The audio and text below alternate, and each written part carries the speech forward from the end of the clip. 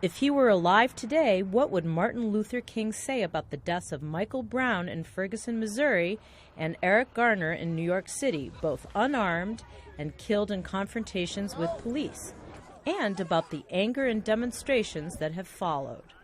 Because I have a dream. My 4 little children will one day live in a nation where they will not be judged by the color of their skin, but by the content of their character. King's famous I Have a Dream speech, delivered during the 1963 March on Washington, was an iconic event in the struggle to end racial segregation and establish equal rights for all citizens of the United States. Last month, there was another March on Washington. Tens of thousands of demonstrators in the nation's capital called for justice in the deaths of Michael Brown and Eric Garner. This demonstration was peaceful. And Martin Luther King's niece, Avetisyan, whose father, A.D. King, was also a civil rights activist, suggested the violent protests in Ferguson, when a grand jury did not indict the police officer involved in Brown's death, was not the right approach. Back up. How y'all doing, officer?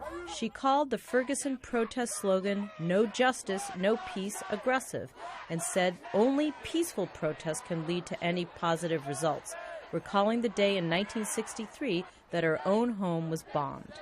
I remember my dad is standing on a car, AD, and the people wanted to do just what they did in Ferguson.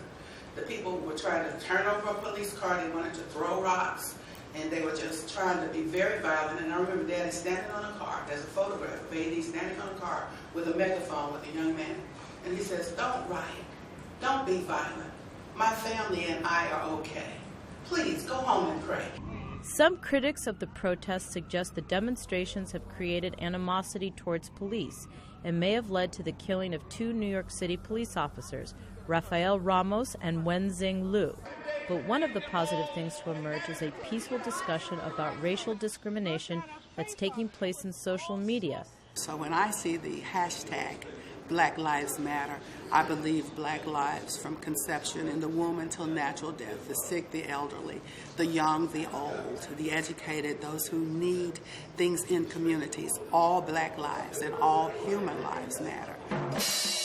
In honor of this holiday, parades are organized in many cities and hymns are sung in churches across the country. Americans, including the president and his family, take part in community projects aimed to bring Americans together. Avetisyan says that this was her uncle's dream, to see this nation peaceful and united. I'm going to let it shine, oh, this little light of mine. I'm going to let it shine, this little light of mine. I'm going to let it shine. Joy Wagner for Anush, Avetisyan, VOA News, Washington. If your light won't shine, please don't put out mine. Oh.